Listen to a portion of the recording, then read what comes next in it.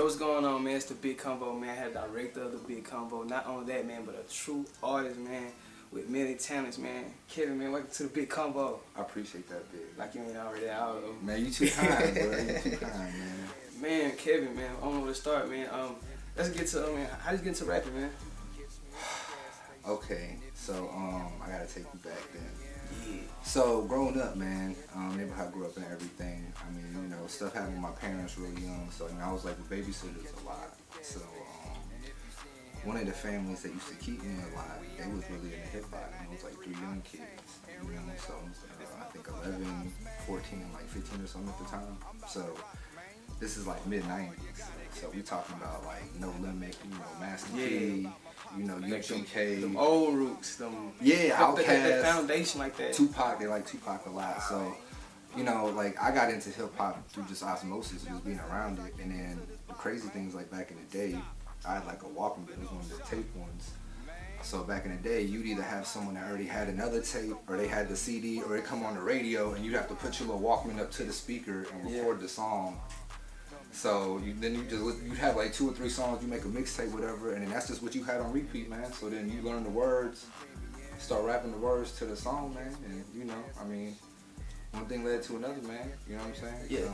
So when did you step foot in the studio? Like, when did that day come to where you was like, all right, it's time for me to go to the studio, record this song? Like, that's like the dream, right? I mean, when you like at that age, bro, that's the dream. So what kind of happened with me is, before I ever stepped into a studio, I really was doing like the battle rapping thing. That's kind of how I made my rep locally. It was like in school, like in middle school especially, at lunch and stuff, man.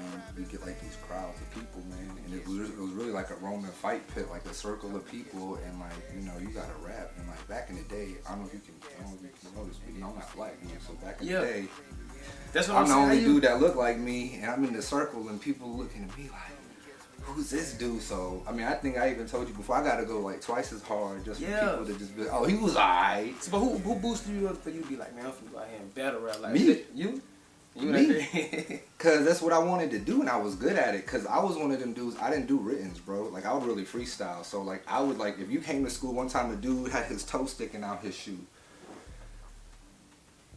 What? Nah, bro. That's, you know, that's fair game. Whatever, bro. You know, so that's what I would do. Cause, you know, it's easy. Anyone could write generic, just like they could sit down and write and just, you know, talk about some generic third person and just be like, you, whatever. But like, no, I would like, I'm talking about you, and you know. Yeah, and that's crazy. Like, cause like one of my favorite movies is like 8 Mile. You know what I'm saying? Like, seeing Eminem like doing a battle raps, you know what I'm saying, and actually like choking and getting over it. He was actually like telling his real life story, because like that's what he did. And like, we'll go ahead. And like actually like picturing you actually like doing something similar to that. You know what I'm saying? Like that's real. You gotta go hard. Yeah, you gotta go hard, because like you actually right there in the middle of the situation. If you choke, it's over with. Like, you know what I'm saying? Like, yeah, you stutter or whatever. Yeah, right. Yeah. You're gonna get clown forever. You know, and that's just. I mean, that was the beauty of it, though, is like every day is a different performance, you know, and you're like, these audiences are getting bigger and bigger, and they got to a point where like the school didn't like it, so they started shutting us down. So then it would be like, they would find reasons to like write me up. I got wrote up like 30 times in middle school, bro, because they find different things like, oh, you ain't wearing a belt today, go to the office. So it's like, okay, just do anything, just be anything, bro. That's why I got belts, and that's why I got Louis belts now. All right, here we Louis belts. I remember them days we'll even be rapping at the lunch table. You know what all I'm saying? That, bro. Like making beats on the table. With the pencils and all that, bro. It bro, it got to the point where one time we had to go into the bathroom, bro, and the dude was drumming on the inside of the sink, bro. I mean, cause it's just vendettas and certain things, and sometimes you just gotta get it in, bro. So it's a respect thing, bro. So before I ever stepped foot in the studio, that was kind of the ecosystem that I came up in, bro. So it's almost like a whole different world, because when you get into a studio, you gotta learn like the etiquette. You gotta learn structure. I mean, to be productive, at least in my case, I've had to learn structure. I've had to learn like a workflow. Like, there's a way to take the creative energy that you have and harness it and channel it and focus it and be productive with it, or you can just drown in it, you know. So was the transition pretty smooth carrying over? No. It was. No, because I had this vendetta of like, at the time especially, I was real focused on like proving I could rap. Just like the skill, the craft of being a good MC. That was very important to me, especially back then. I mean, it still is now, but I don't have the chip on my shoulder no more. Back in the day, that was real, real like heavy on my focus. So I'd always would be like consciously, like every time I'm writing, every bar gotta be like a punchline or gotta set up something or it's like some clever or whatever. But it's to the detriment of the overall song because you're just saying a bunch of random stuff that sounds cool, but like I've learned to me music that's timeless evokes like an emotion, you know, like you make a connection to it for whatever reason, you know what I'm saying? So it might even necessarily be what I'm talking about, it's more how I'm talking about it, you know what I'm saying? The mood I'm in when I'm talking about it, and that's what connects with you because I forgot who said it, I think Shakespeare or whatever, there's like 7 different narratives, you know, that exist in humankind. And, you know, I've dabbled in film and I've dabbled in, you know, music is my first love, but, you know, I've dabbled in other mediums or other creative art forms and anything you tell a narrative in, I mean, including music, you know, like there's like 7 different stories you can pick from. So it's really your point of view and how you tell it and how you present it that makes it different. The delivery. But it took me 10 years to learn that. Wow. Firsthand, though, man. I just gave y'all a gem. My Cash App, Kevin Cartier. So I know you talking about the process of transition. You got so much content out, so much music out. Out of everything that you've done so far, what could you say? Well, this is my best project, or this is one of my My favorite's Katrinaville. Katrinaville. Because that's the era of like my life. Like that's like I was your age. I was like 20 at that age, and like I was with my people, my boys, my people. I would die for. Like we would die for each other. You know what I'm saying? And like we were making music at that point and doing it on a level that the first time where I felt like I was doing something on a very high level. You know what I'm saying? And like I know y'all know when you feel that synergy in the room and it's there and everyone's just clicking and everyone's doing little things and it's making it better because they're just feeding off each other. Because maybe you play a sound and it makes him do an effect. And it makes me think of a word, and you know, and then that's how we play off each other. And like, we were hitting on all cylinders on that. And like, the way we did the record is literally like, so he produced like 3/4 of it. My boy Skinny D, shout out Skinny Hendrix, and literally he would give me like these loops. You know what I'm saying? So it would be like 4 bars, drums with like one instrument or a noise or something, and then I would write these records to him, and then I'd record them with him. And then like a week or 2 later, he'd be like, come through, man, we chill and, you know, whatever, you know, we vibing. The vibe's perfect, everything. And then he played a record, and I'm just like, what is this? Because now it has like flutes and it has like other instruments that weren't there before. That like I'm not like maracas, and he's like bragging like, no, this is like a mafungo or whatever. Like he's like playing stuff, and I'm like, what? And you know, and I feel like musically, man, like that was the first time that I ever had like stuff made for me by like an artisan, by someone that knows what they're doing. Like I can pick beats, but that's a whole different experience. Right. You know what I'm saying? This is the first time I sat down with somebody that knows me personally and has seen my come up to that point and was like, nah, bro, I made these for you. This is like this is your sound to me. And to have that level of trust with like another artist, man, and for it to work, I think that's special, man. And we were never able to quite do the same thing. We did another project at my high club that's still pretty dope. I mean, all the songs on there are like masterpieces, but we weren't able to work on the same level with each other because I was working with other producers at that point. You know what I'm saying? Try chase a hit, working with you. Okay, you're on the track and all these other people. Yeah. So yeah, I get shout out. So with you, with the experience that you have, what's some of your biggest challenges you had to face as far as you feel like, well, this is a big lesson I had to learn along the process? And money, and all of what it is. Money is a tool. You know what I'm saying? And to me, it's a tool, and it's a tool to use to get to an end that you want. You know what I'm saying? Use it as a means to get to an end. You know what I'm saying? If you chase the money, you're never going to be happy. You know what I'm saying? Use the money to do stuff to make you happier, to put you in positions to make you happier, to make you successful, or to make you prosperous. And for everyone, that's not going to look the same. And again, this is something that I've had to learn over my, however many years I've been doing this, because I've always had the talent. I mean, we've talked to people from, you know, labels and all that shit in the past, and it's like, it's never been you not talented. It's always been like money questions, essentially. What are you gonna spend the money on? What song? How are you gonna put it out? Like what Tawar was talking about, like having like a marketing plan and all that. Like, I knew that was there and I tangibly knew about it, but I didn't know the answers to the questions. Like, I would know the questions, but I wouldn't know how to answer them. You know, 10 years ago, you'd ask me, if you have a 30-second elevator pitch and you had to sell yourself, like, what kind of music do you make? What would you say?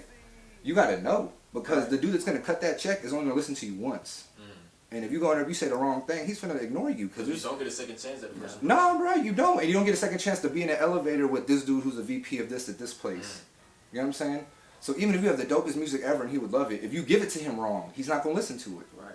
You know what I'm saying? And it's all of that, man. So knowing who you are and what you are and how to represent yourself, man, to me that was like a big thing that I had to learn, because again, what I've learned, man, it's an eternal competition. I'm competing with myself. I'm trying to be the best me I can be, right. and find, like, you know, what I can do better and accentuate that. Because even going back to talking about, like, you know, music and applying it back to me personally, shout out to Skinny D again, because he knew what I sounded good on back then, and I was hard-headed because I wanted to do it a different way, you know? You know, when something's hot, you want to rap on what's hot. Yeah. You know what I'm saying? Because it's fun. You know what I'm saying? So, you know, Skinny D, he already knew my vibe back in the day, man. So it's just crazy to look back and see that. It's all perspective, though. Man, I seen in your come up, man, I seen you had an interview with Freddie Gibbs and Sway, man. So shout out. Describe that feeling, man. That's amazing, bro. Sway, man. Yeah, dude, it was probably one of the craziest experiences, like, and it happened, like, right here, actually, I think in the same room, just because, like, it was just crazy to me because we didn't know, besides Sway, who we were going to talk to. Cause, like, the way they structured it, just to let y'all know, just so I don't leave y'all in the dark, MTV did this show on MTV.com that Sway would do I think it was like every week, one it's every week. Yeah. So they would have like a special guest on, and this was right when Gibbs had just signed with Jeezy at the time. This was back when this happened. So, you know, all that happened, and they had a part where they'd have like an up-and-coming person, and they'd let you like Skype in or whatever, and, you know, we got chose to do that. Which is crazy, because a lot of the biggest stuff and the biggest blessings that we ever had, like, they come to you. You know what I'm saying? Right, like, I believe that. Like, you know, you got to put yourself in the right spot. You got to position yourself in the right spot. But at that point, when they reached out to us, like, we were really, I think we had just done the Mile High Club, and that was probably like the most publicity, the biggest publicity run we went on ever was doing that. Man, that's amazing, bro. I was smiling the whole time watching it. I was like, man, that's so amazing. So, what can we expect from you as far as the music, coming from the music? So, I guess I can talk about this a little bit. I'm usually really private and selective, but whatever, man. I got to get over all that. So, what we're working on now for the rest of 2020 is we've been working on the Mississippi Mud playlist. You know, and essentially, you know, it's a playlist for artists from Mississippi. You know, by artists from Mississippi. You don't have to rap. You can sing. You can play the blues. You can be in a band. You can sing. You can do whatever, man. You know, as long as you follow me on Instagram and you DM me your song, man, we got you, man. And I think what we're gonna do with that is I'm probably gonna turn around and end up doing like a project, like a Mississippi Mud project. You know, we got them some remixes. We didn't do, you know, like, and you know, there's just certain people that like, even just with doing the Bigg Convo that I've met and I've heard about, like, there's certain people that I want to work with. Right. Yeah. So hopefully, I don't know if we can name people, but I know there's definitely people I want to work with, so we can even talk about that off camera. So, yeah, you know, I just think that'd be cool to put that out. And then really for 2021, man, you know, we've talked about, you know, I've had some music out before, but I've never really put out like an album. So I think, you know, I'm fortunate right now that I have a situation that me and Tavar were able to set up. Shout out Tavar. We're able to do like a distribution deal through the Orchard. So now that I have like real distribution, I think I'm finally gonna do like a real album. So, you know, in 2021 we're gonna do Vibes and Vices, and that's really what I'm working on right now, man. You know, so that's what I've been working on. Shout out to Wolf out in Atlanta too, man. You know, I've been working with him. So Kevin, I know you was telling me, man, that you had with the Southern Miss. Can you tell me about your experience Southern Miss and your degree? Oh yeah. So actually, yeah, I did a few different cool things there. So first of all, I actually, you know, got a film degree from there recently within the last like year. So I think that's something that's pretty cool. I just feel like it's just giving me a different appreciation again on like creative expression and just like how art really is all kind of tied together, man. You know, like if you can do one thing, you can probably do something else. You just gotta find your lane and how you do it. Art is whatever you want it to be. Exactly. It's art is whatever you want it to be, man. And again, it's whatever you feel comfortable sharing too, man. I mean, that's really what the world is gonna see, for good and for bad. So, because I mean, if you don't share it to me, if I don't know it exists, I can't give you props on it, or I can't buy it from you, or I can't collaborate with you, or whatever, you know. And I think that goes back to like Mississippi Mud, man. I mean, eventually with Mississippi Mud, we want to grow that into a point where like after COVID and all that, of course, but maybe we do like a festival, you know. Maybe we do a tour. Maybe we do something where like legitimately, because there's pockets of artists that are doing cool stuff, but they don't know about each other. They don't cross-pollinate. So there's people in Hattiesburg that are doing stuff, but they don't really know about the people in Jackson, and they don't really know about the people on the coast. And, you know, and it's just a shame that, you know, I think like I heard Tavar say earlier, man, there's not like one central place where everyone like converges in Mississippi. So maybe digitally we're trying to do that with Mississippi Mud in a way. Man, I actually really see that Mississippi Mud being something major, because it's actually already something major, but bigger than what we expected to be. You know what I'm saying? Actually, like, to put Mississippi on the map. You know what I'm saying? Because like I actually drove by the sign. You know what I'm saying? Because I was coming from Louisiana, and it says "Welcome back to Mississippi," like home of American music. You know what I'm saying? That's true. Like, this is where like music was founded in America. You know what I'm saying? Like the first Mississippi Mud we did was probably one of my favorites, just because it had like literally a little bit of everything. We had BB King on there. We had like blues singers. We had R&B singers. We had soul singers. We had rock bands. Like, and I guess even like as like the iterations have gone on, they've each taken like a different personality, because it almost seems like the more we do them, again, different people find out about them at different times. Right. So maybe you find out about it on 3, so you're telling your friends and they're submitting music, and then 4 you find out, and then 5 you find out, and like, again, man, we're finding about all these different people, and I'm keeping in touch with certain people, and it's just a beautiful thing to see, man. It's just, you know, hopefully when COVID passes, we're able to take this to the next level on an in-person level, because, you know, in person, again, man, you can't get them vibes the same way if you're not in person. Right. So I know you recently said that you sound like a distribution deal or something like that. Can you tell me how that's working out for you? Can you speak on it? Yeah, I can speak on that a little bit. Yeah. It's actually pretty crazy, because it's the first time I've ever done something like this. So straight up to this point, I've been like pretty much 100% independent, which if you're independent, you know what that means. Like, you pay for everything, right? So you pay for everything, but you get what you pay for, right? So if you hire a dude that's a scammer, you're going to get scammed. If you hire someone that's a good professional, you're going to get some professional, so on and so forth, right? So what we've done is, me and Tavar, you know, this is like 10 years in the making, we've been able to finally start a company, and, you know, through some connections he has, we're able to sign a distribution deal with the Orchard, essentially meaning that our company has created a partnership with their company, and they're going to essentially put my music out into all the music, you know, distribution, the marketplaces, and, you know, like, they're going to get a fee and stuff like that, but on top of that, you know, it's a distribution deal. So first of all, you know, I get to keep, you know, everything. I get to say all the creative. I get all the all the say and all that.